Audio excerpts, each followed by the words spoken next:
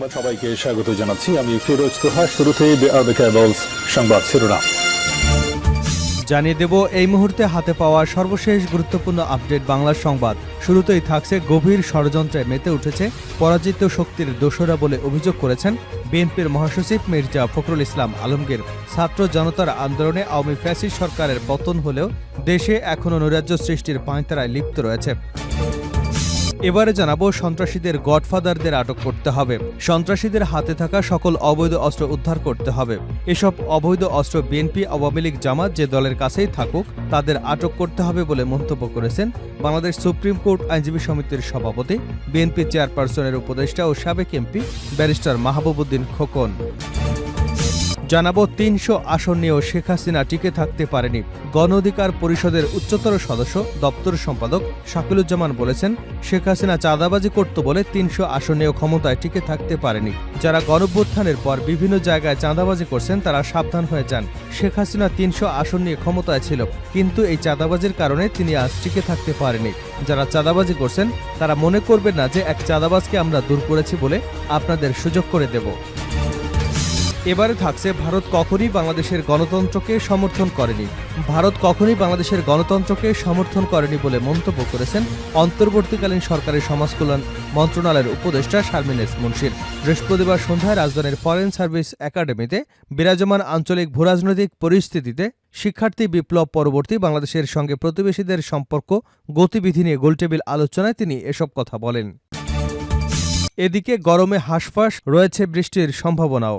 সারা দেশের উপর দিয়ে বয়ে যাচ্ছে মৃদু থেকে মাঝারি ধরনের তাপপ্রবাহ। বৃষ্টিপাত না হয় তাপে হাঁসফাঁস জনজীবন। আবহাওয়া অধিদপ্তর বলছে, উত্তর বঙ্গোপসাগর এবং তৎসংলগ্ন এলাকায় আগামী ৭২ ঘণ্টার মধ্যে একটি লঘুচাপ সৃষ্টি হতে পারে। লঘুচাপ হলে শনিবার থেকে কিছু কিছু এলাকায় বৃষ্টি হবার সম্ভাবনা রয়েছে। এবং সর্বশেষ জানাবো আন্তর্জাতিক সংবাদ। ইসরায়েলে হিজবুল্লাহ নয়া অভিযান, বাড়ছে পূর্ণমাত্রা যুদ্ধের আশঙ্কা।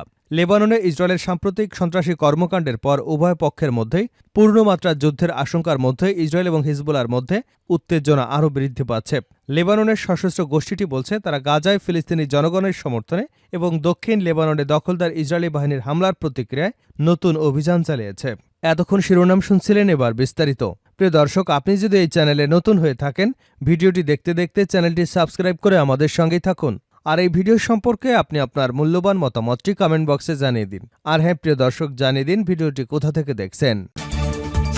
গভীর ষড়যন্ত্রে মেতে উঠেছে পরাশক্তির দোসরা মির্জা ফখরুল। গভীর ষড়যন্ত্রে মেতে উঠেছে পরাজিত শক্তির দোসরা বলে অভিযোগ করে বিএনপির মহাসচিব মির্জা ফখরুল ইসলাম আলমগীর বলেছেন, ছাত্র জনতার আন্দোলনে আওয়ামী ফ্যাসিস্ট সরকার পতন হলেও দেশে এখনও নৈরাজ্য সৃষ্টির পাঁয়তারায় লিপ্ত রয়েছে। শুক্রবার গণমাধ্যমে পাঠানো এক বিবৃতিতে একথা বলেন তিনি। খাগড়াছড়ি ও রাঙামাটিতে দুষ্কৃতিকারীদের দিয়ে সংগঠিত ব্যাপক সংঘর্ষে ৪ জন নিহত এবং প্রায় ৭০ জন গুরুতর আহত, দোকানপাট ভাঙচুর, বাড়িঘরে হামলা, অগ্নিসংযোগের ঘটনায় গভীর উদ্বেগ প্রকাশ করে বিবৃতি দিয়েছেন তিনি। বিবৃতিতে বিএনপির মহাসচিব বলেন, ছাত্র জনতার আন্দোলনে আওয়ামী ফ্যাসিস্ট সরকারের পতন হলেও দেশে এখনও নৈরাজ্য সৃষ্টির পাঁয়তারায় লিপ্ত রয়েছে পরাজিত শক্তির দোসরা। তারা গভীর ষড়যন্ত্রে মেতে উঠেছে। ষড়যন্ত্রকারীরা ছাত্র জনতার ঐতিহাসিক বিজয়কে মেনে নিতে পারছে না, খারাপিতে মেতে উঠেছে তারা। আওয়ামী ফ্যাসিস্ট শাসক গোষ্ঠীর ভয়াবহ দুঃশাসন থেকে জনগণ মুক্তি পেলেও দেশ এখনও পুরোপুরি নিরাপদ নয়। দুষ্কৃতিকারীরা দেশকে অস্থিতিশীল করতে মরিয়া হয়ে উঠেছে। আর এ কারণেই জনগণের উপর হামলা চালিয়ে তাদেরকে পৈশাচিক কায়দায় হত্যাসহ গুরুতর আহত করা হচ্ছে। খাগড়াছড়ি ও রাঙামাটিতে দুষ্কৃতিকারীদের দ্বারা আহতদের ঘটনা, সেটির নির্মম বহিঃপ্রকাশ। এসব সন্ত্রাসীদের কঠোর হস্তে দমন করতে হবে, এর কোনো বিকল্প নেই। হামলা ও রক্তাক্ত পথ অনুসরণ করে ষড়যন্ত্রকারীরা যাতে ফায়দা লুটতে না পারে সেজন্য দলমত নির্বিশেষে সবাইকে সজাগ থাকতে হবে। আর তাহলে দেশে প্রকৃত গণতন্ত্র, সুশাসন, মানুষের জানমালের নিরাপত্তা নিশ্চিত হবে। বিএনপির মহাসচিব বিবৃতিতে খাগড়াছড়ি এবং রাঙামাটিতে জনগণের উপর হামলাকারী দুষ্কৃতকারীদের অবিলম্বে গ্রেপ্তার এবং দৃষ্টান্তমূলক শাস্তি দেওয়ার জোর আহ্বান জানান। সন্ত্রাসীদের গডফাদারদের আটক করতে হবে, ব্যারিস্টার খোকন। সন্ত্রাসীদের গডফাদারদের আটক করতে হবে, সন্ত্রাসীদের হাতে থাকা সব অবৈধ অস্ত্র উদ্ধার করতে হবে। এসব অবৈধ অস্ত্র বিএনপি, আওয়ামী লীগ, জামাত যে দলের কাছেই থাকুক তাদের আটক করতে হবে বলে মন্তব্য করেছেন বাংলাদেশ সুপ্রিম কোর্ট আইনজীবী সমিতির সভাপতি, বিএনপি চেয়ারপারসনের উপদেষ্টা ও সাবেক এমপি ব্যারিস্টার মাহবুবউদ্দিন খোকন। নোয়াখালী চাটখিল উপজেলার দক্ষিণ বদলকোট সরকারি প্রাথমিক বিদ্যালয় বন্যাতুরদের মাঝে ত্রাণ বিতরণ অনুষ্ঠানে প্রধান অতিথির বক্তব্যে তিনি এসব কথা বলেন। তিনি বলেন, ১ মাসের অধিক সময় পার হলেও এখন পর্যন্ত কোনো অবৈধ অস্ত্র উদ্ধার করা হয়নি। আওয়ামী সরকারের সময় পুলিশের সহযোগিতায় ইউনিয়ন পরিষদ, উপজেলা এবং সংসদ নির্বাচনের সময় ভোট কেন্দ্রগুলো দখল করে নেওয়া হয়েছিল। কেউ ভোট দিতে পারেনি। তারা জনগণের বিরুদ্ধে অসংখ্য গায়েবী মামলা দিয়েছে। ১৮ সালে নির্বাচনে পুলিশ আমাকেও গুলি করেছে। চাটখিলে মামুন সহ ৪ জনকে গুম করেছে। অন্তর্বর্তী সরকারকে উদ্দেশ্য করে তিনি বলেন, বিগত ১৬ বছর আওয়ামী লীগ সরকার যত খাতে চুরি, লুটপাট, বাটপাড়ি করেছে, ব্যাংক খাতে ডাকাতি করেছে, তার বিচার একটা একটা করে করতে হবে। ৩০০ আসন নিয়েও শেখ হাসিনা টিকে থাকতে পারেননি। গণঅধিকার পরিষদের উচ্চতর সদস্য ও দপ্তর সম্পাদক শাকিলুজ্জামান বলেছেন, শেখ হাসিনা চাঁদাবাজি করত বলে ৩০০ আসন নিয়েও ক্ষমতায় টিকতে পারেনি। বিকেলে টাঙ্গাইলের যুব অধিকার পরিষদের আয়োজনে ৭ দফা দাবিতে টাঙ্গাইল প্রেস ক্লাবের সামনে মানববন্ধনের প্রধান অতিথির বক্তব্যে এসব কথা বলেন তিনি। তিনি বলেন, যারা গণঅভ্যুত্থানের পর বিভিন্ন জায়গায় চাঁদাবাজি করেছেন তারা সাবধান হয়ে যান। শেখ হাসিনা ৩০০ আসন নিয়েও ক্ষমতায় ছিল, কিন্তু এই চাঁদাবাজির কারণে তিনি আজ টিকতে পারেননি। যারা চাঁদাবাজি করছেন তারা মনে করবেন না যে এক চাঁদাবাজকে আমরা দূর করেছি বলে আপনাদেরকে সুযোগ দেব। বাংলাদেশের কোথাও আর চাঁদাবাজি হতে দেওয়া হবে না। রিকশা চালকরা আমাদের আন্দোলনের সঙ্গে সম্পৃক্ত, তাদের কাছ থেকে চাঁদাবাজি বন্ধ করতে হবে। শাকিলুজ্জামান আরও বলেন, আগামী সংসদ নির্বাচনে গণঅধিকার পরিষদ ৩০০ আসনে প্রার্থী দেবে। আমরা গণঅধিকার পরিষদ সেভাবে গ্রাম থেকে শুরু করে বিভিন্ন জায়গায় প্রচারণা চালাচ্ছি। ভারত কখনই বাংলাদেশের গণতন্ত্রকে সমর্থন করেনি শারমিন মুর্শিদ। ভারত কখনই বাংলাদেশের গণতন্ত্রকে সমর্থন করেনি বলে মন্তব্য করেছেন অন্তর্বর্তীকালীন সরকারের সমাজকল্যাণ মন্ত্রণালয়ের উপদেষ্টা শারমিন এস মুর্শিদ।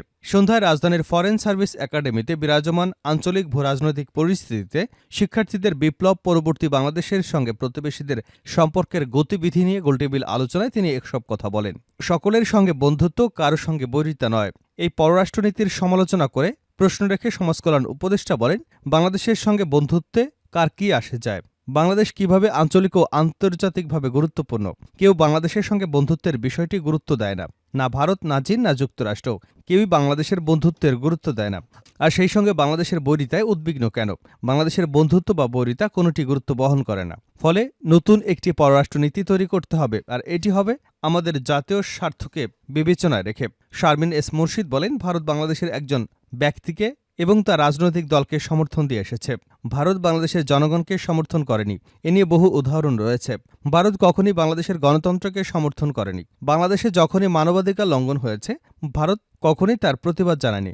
যখন বাংলাদেশে বিরোধী রাজনৈতিকদের জেলে ভরে রাখা হয়েছে, তখন কখনো ভারতের প্রতিবাদ করেনি। তবে বাংলাদেশ এমন একটি দেশ যেখানে জনগণ শুধু গণতন্ত্র বা সামাজিক সুবিচার চেয়েছে। বাংলাদেশ কখনোই ভারতকে এদেশের গণতান্ত্রিক সংগ্রামে পাশে পায়নি। তবে আমি বিশ্বাস করি ভারত বাংলাদেশ নিয়ে তার অবস্থান এখন নতুন করে ঢেলে সাজাবে। ভারতের সঙ্গে বিদ্যমান অমীমাংসিত ইস্যুগুলো নিয়ে কথা বলেন তিনি। দুদেশের বিদ্যমান যে সমস্যাগুলো রয়েছে তা ভারতের আমলে নিতে হবে। যেমন পানির সমস্যা, ৫৭টি নদী, তিস্তা, আরও উদাহরণ দেওয়া যায়। এই সমস্যাগুলো সংবেদনশীল হয়ে সমাধান করতে হবে। ভারত থেকে অসত্য তথ্য ছড়ানোর দাবি করে সমাজকল্যাণ উপদেষ্টা বলেন, এক্ষেত্রে ভারতের জন্য যেটি স্বাচ্ছন্দ্য হয়েছে সেটি ছড়িয়েছে। এক্ষেত্রে বাংলাদেশের বিশাল ঘাটতি রয়েছে। ঘাটতি হচ্ছে বাংলাদেশের আন্তর্জাতিক কোনো গণমাধ্যম নেই যারা বাংলাদেশের সত্যগুলো তুলে ধরবে। ৫৩ বছর পার হয়েছে, কিন্তু আমাদের এ সক্ষমতা নেই, কারণ রাজনৈতিক দলগুলো এর গুরুত্ব কখনই দেয়নি। তিনি বলেন, ১৯৪৭ সালে দেশভাগ হয়েছিল ধর্মের কারণে, আর ১৯৭১ সালে সাংস্কৃতিক ভেদাভেদের কারণে। পাকিস্তান কখনো বাঙালির সংস্কৃতি বোঝেনি। তারা বাঙালিদের বিদেশি মনে করত এবং মেনে নিতে পারেনি। আর ভারত কখনই বাংলাদেশিদের ইসলামী ঐতিহ্য বোঝেনি। তারা কখনো মেনে নিতে পারেনি যে বাঙালিরা মুসলিম হতে পারে। ভারতীয়রা বলে থাকে, আপনি বাঙালি, আমি মনে করেছিলাম মুসলিম। আমি এ ধরনের প্রশ্নের সম্মুখীন হয়েছি। শারমিন এস মুর্শিদ বলেন, বড় শক্তিগুলো তাদের ছোট প্রতিবেশীদের বুঝতে পারে না। এটা ঐতিহ্যভাবেই বাস্তব। ফলে বাংলাদেশ বা বাঙালিকে না পাকিস্তান না ভারত বুঝতে পেরেছে। এখন পর্যন্ত ভারতীয়রা আমাদের বুঝতে পারে না। হতে পারে পাকিস্তানও আমাদের বোঝে না, যদিও এখন মনে হচ্ছে আমাদের বুঝতে শুরু করেছে। সমাজকল্যাণ উপদেষ্টা বলেন, ১৯৭১ সালে যারা বাংলাদেশ স্বাধীনের যুদ্ধ করেছে তাদের যুদ্ধের পর নিজ গ্রামে খালি হাতে খালি পায়ে ফেরত পাঠানো হয়েছিল। তাদের দেশ গঠনের সঙ্গে যুক্ত করা হয়নি। এখান থেকে আমাদের ভুল শুরু। ২০২৪ সালে আমরা সেই ভুলের পুনরাবৃত্তি করতে চাই না। শেষ করছি আন্তর্জাতিক সংবাদ দিয়ে। ইসরায়েলে হিজবুল্লাহর নয়া অভিযান বাড়ছে পূর্ণমাত্রার যুদ্ধের আশঙ্কা। লেবাননে ইসরায়েলের সাম্প্রতিক সন্ত্রাসী কর্মকাণ্ডের পর উভয় পক্ষের মধ্যে পূর্ণমাত্রার যুদ্ধের আশঙ্কার মধ্যেই ইসরায়েল এবং হিজবুল্লাহর মধ্যে উত্তেজনা বৃদ্ধি পাচ্ছে। লেবাননের সশস্ত্র গোষ্ঠীটি শুক্রবার বলেছে তারা গাজায় ফিলিস্তিনি জনগণের সমর্থনে এবং দক্ষিণ লেবাননে দখলদার ইসরায়েলি বাহিনীর হামলার প্রতিক্রিয়ায় নতুন অভিযান চালিয়েছে। হিজবুল্লাহ বলেছে তারা কামানের গোলা দিয়ে ইসরায়েলের আল মালাকিয়া সামরিক অবস্থানকে লক্ষ্য করে সরাসরি আঘাত এনেছে। হিজবুল্লাহর কাতেউসা রকেটগুলো হারমন ব্রিগেড ৮১০-এর কমান্ড হেডকোয়ার্টার মালে গোলানি সামরিক ঘাঁটির পাশাপাশি সোমেরা এবং মেটাত ঘাঁটিতেও আঘাত এনেছে। ইয়ারা ব্যারাকে ইসরায়েলের পশ্চিম ব্রিগেডের কমান্ডার হেডকোয়ার্টার্সের রকেট দিয়ে লক্ষ্যবস্তু করা হয়েছে। সশস্ত্র গোষ্ঠীটি বলেছে তারা বৃহস্পতিবার অধিকৃত গোলান মালভূমির গ্যালিলিতে এবং অধিকৃত ফাকার চৌবা পাহাড়ে ইসরায়েলি লক্ষ্যবস্তুতে ১৭টি হামলা চালিয়েছে। উত্তর ইসরায়েলে হিজবুল্লাহর একটি ক্ষেপণাস্ত্র এবং ড্রোন হামলায় ২ ইসরায়েলি সেনা নিহত এবং ১৩ জন আহত হয়েছে বলে ইসরায়েলি বাহিনী স্বীকার করেছে। লেবাননে ইসরায়েল তার বিমান হামলায় হিজবুল্লাহর কয়েক ডজন রকেট লঞ্চার সহ অন্যান্য অবকাঠামোতে আঘাত হানার দাবি করবার পর নতুন করে এমন অভিযান শুরু করা হয়। লেবানন জুড়ে ইসরায়েলি সন্ত্রাসী হামলায় অন্তত ৩৭ জন নিহত এবং ৩,০০০-এরও বেশি মানুষ আহত হওয়ার পর হিজবুল্লাহ এবং ইসরায়েলের মধ্যে উত্তেজনা বৃদ্ধি পাচ্ছে। অবশ্য গাজার উপর ইসরায়েলি স্থল আগ্রাসন শুরু করবার পর থেকে লেবাননের হিজবুল্লাহ যোদ্ধারা নিয়মিতভাবেই ইসরায়েলের ভেতরে হামলা চালিয়ে আসছে। তারা প্রতিশ্রুতি ব্যক্ত করেছে যে ইসরায়েলি আগ্রাসন বন্ধ না করা পর্যন্ত হিজবুল্লাহ তাদের হামলা অব্যাহত রাখবে।